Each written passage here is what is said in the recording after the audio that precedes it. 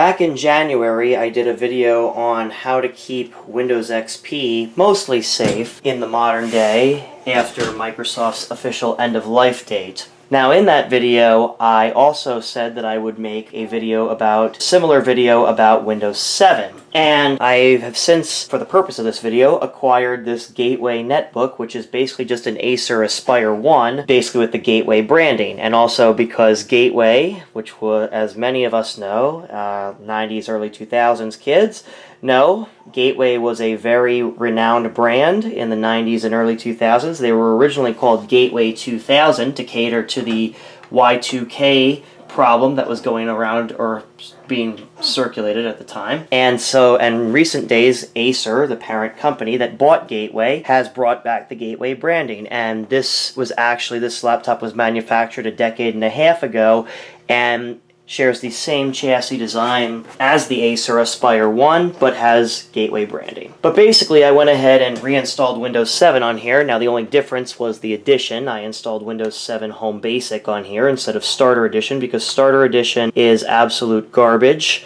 But since this system has a newer Intel Atom CPU, more specifically the Atom N455, which, as you can see, is a dual-core Atom CPU, which is far superior to its predecessors, mainly the N270, which was very common in netbooks around that time. Even when OEMs switched to using Windows 7 for netbooks instead of Windows XP in late 2009, many netbooks still used an Atom N270, which did not support Intel 64, therefore you could only run 32-bit operating systems on it. So Windows 7 Starter was a perfect choice for that scenario because there was no 64-bit version of Windows 7 Starter Edition. But Windows 7 Home Basic, since it does have a 64-bit version, unlike Starter Edition, I think Microsoft should have made this available to OEMs for the newer netbooks such as this one, because Windows 7 Home Basic contains a few features that Windows 7 Starter does not. For instance, being able to change the desktop background natively without registry modifications or third-party software. And more importantly, because Windows 7 Starter could only output to one display at a time, Windows 7 Home Basic does have multi-monitor support, so you actually can make much better use of the VGA port that most netbooks had. So basically, this is a brand new installation of Windows 7 Home Basic with Service Pack 1. I personally do not use installation media not containing Service Pack 1, so this is going to be very similar to Windows XP. Obviously, one of the first things I do is install Legacy Update. Now, it is a little bit different on Windows 7. On Windows 7, because Legacy Update is catered for each operating system you run it on, from Windows 2000 all the way up to modern Windows, we have several options here. Now, of course, the servicing stack updates are mandatory, as well as the root certificate updates enable Microsoft Update, which you want to do, and of course, the Legacy Update ActiveX control, as with Windows XP, can also be installed. But unlike Windows XP, since the release of Windows Vista, Microsoft started making Windows Update its own separate application, instead of just a link to the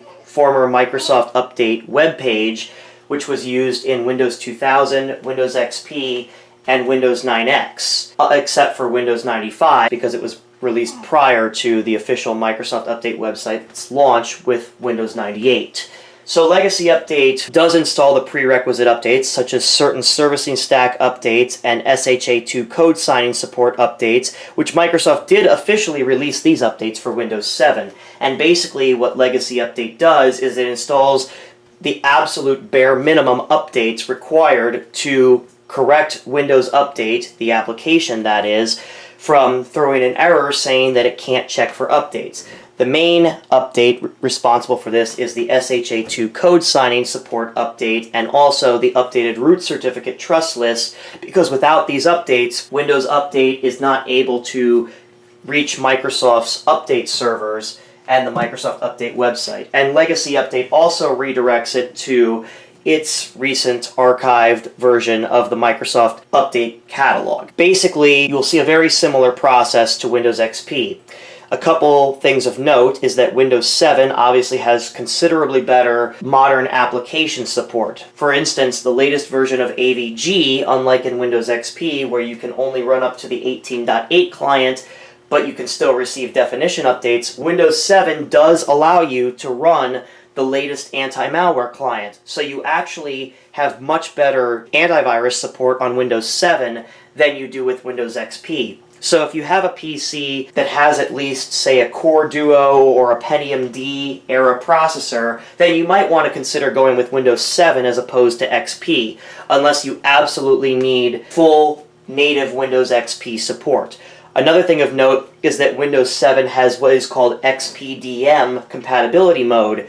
So many applications that did not run well on Windows Vista under compatibility mode do actually run better under Windows 7. However, there are still applications that outright require Windows XP and simply will not run on anything later than XP. In addition, Windows 7 also uses SMB2, whereas Windows XP used the older SMB1 protocol, also known as CIFS, Common Internet File System. This was removed in Windows Vista, although Windows Vista and Windows 7 do support CIFS.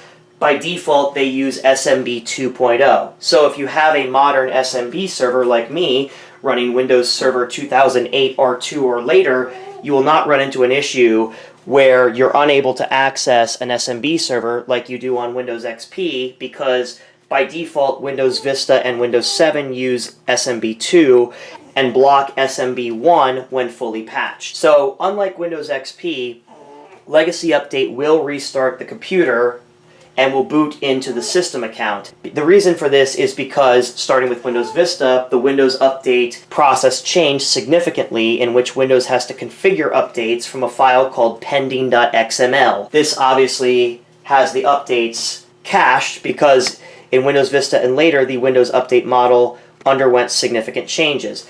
Therefore, you may see OOBE, for instance, as you did there, when rebooting the computer. And of course, you'll see the Windows 7 default setup background or Vista if you're running that OS. I have never used Legacy Update in Windows 8 or later, so I can't really speak for the process there. I don't install Windows 8 practically, period, and Windows 10 is garbage too, in my opinion. So I basically use Legacy Update only up to Windows 7. So you'll see a similar configuring updates screen here. You can even hit show details if you're a tech like me and you really want to see exactly what's going on. We'll go ahead and let this run. Basically, that's just going to do a very similar process, as you can see here, to what we saw under standard Windows admin system profile. This is basically just using the system profile to basically have a God mode environment with unlimited privileges, or permissions rather. That way, it can configure the updates, install the certificate trust list, which requires trusted installer permissions, and obviously under a standard even administrator user account, you do not have those permissions. So that's why Legacy Update boots into the system account so that it can update the certificate trust list with trusted installer permissions. So I'll go ahead and come back when we're back at the desktop. So immediately upon rebooting, you will be greeted with Internet Explorer, much to your dismay, opening up and attempting to go to legacyupdate.net. And as you can see here, even though we have the Welcome to IE8 page, which we really don't want, and I am not going to be doing that, we're going to go ahead and close this because I prefer to use the Windows Update client that was built into Windows 7 when it was new. So the first thing we're going to do is come to say Change Settings, and now we can go ahead and configure this as it would have been when Windows Vista or Windows 7 were current. Now, like towards Windows Vista and Windows 7's end of life, it does take an eternity to check for updates. However, you will no longer encounter the dreaded Windows cannot check for updates error, because now Windows 7 and Windows Vista can also receive very similar updates to restore access to the Microsoft Update catalog, is now able to reach the server needed for Windows updates, and you will now be able to install Windows updates normally. As far as system configurations and whatnot, network TCP/IP info, Windows 7 is not affected by the same legacy issues that Windows XP is affected by. However, you should still maintain quality antivirus software. As a commenter tenaciously pointed out in my previous video on securing Windows XP, yes, I am well aware that you should use VLANs because, of course, you obviously would not want to use an unsupported operating system, period, on a network containing sensitive data. So I did state that in the description of that video, and I have to make that disclaimer in this video because for a home network, you don't necessarily need to do that. But if you do want to stay more secure, then yes, make sure you have a layer 3 switch or other device to create a separate VLAN, and make sure to block traffic communication between the two VLANs. Make sure that these networks are fully segregated and unable to send packets to one another. Of course, though, you can also, if you have a guest Wi-Fi network on your wireless access point, this can also be used as a workaround for VLANs, because layer 3 devices are quite pricey, and if you can't afford that, and most ISP modems do support guest network mode, which obviously segregates network packets and traffic from the main network, then I would strongly advise connecting these older legacy devices to your guest network unless you absolutely have to put them on the main network. Other than that, Windows 7 is a far superior choice to Windows XP if you have a system that's capable of running it optimally. I would not recommend running Windows 7 on a Pentium 4 or earlier CPU, because I've done that in the past, and even with increased RAM, Windows 7 simply does not run well with any CPU prior to the Pentium D. So I would strongly advise against that, and for those systems, I'd stick with Windows XP. But if you have a computer that has, I would say for desktops, at least a Pentium D or AMD equivalent, or a Core Duo or AMD equivalent, then Windows 7 is probably the better choice for you, because it has far superior modern software support, and it's obviously considerably more updatable than Windows XP, because Windows XP was released in 2001 and received support for 13 years, whereas Windows 7 was released in 2009 and received support for 11 years. So Windows 7 obviously was receiving updates as of 6 years ago. And since Windows 7 is such an adored and cherished OS, especially by me, I would stick with Windows 7 if you can, because as I mentioned in the previous video, there are a lot of people unhappy with Microsoft's BS policies with Windows 11, and this is causing them to downgrade to, you guessed it, Windows 8. Windows 7. But Windows 7 has always held a special place in my heart because it's one of the most reliable Windows versions ever released, and personally, I believe Windows 7 was the last good Windows operating system Microsoft ever released. So that basically is how you keep Windows 7 mostly safe. Again, it's unsupported software officially.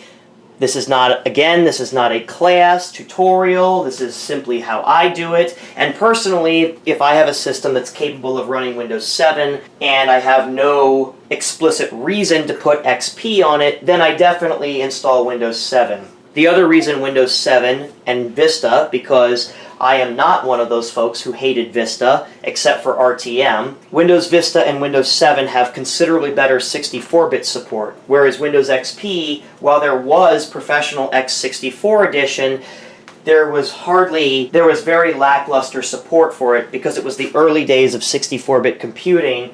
In fact, Microsoft never released Service Pack 3 for Windows XP 64-bit edition or Professional x64 edition. Therefore, you can only update it to Service Pack 2. And many software programs, even those that support 64-bit CPUs, simply do not run well or at all on XP 64-bit edition or Professional x64 edition. So that's the conclusion of this video, and the best I can say is go back to Windows 7 if you can, but if you have something older than the processors I mentioned earlier, then Windows XP might be better. Only install XP on, say, Core 2 or up to early 2nd Gen Core i series computers, only if you absolutely have a valid reason for running Windows XP. For instance, I have an HP compact laptop that I wanted to be a media center laptop, but I have certain games that will not run on anything newer than Windows XP.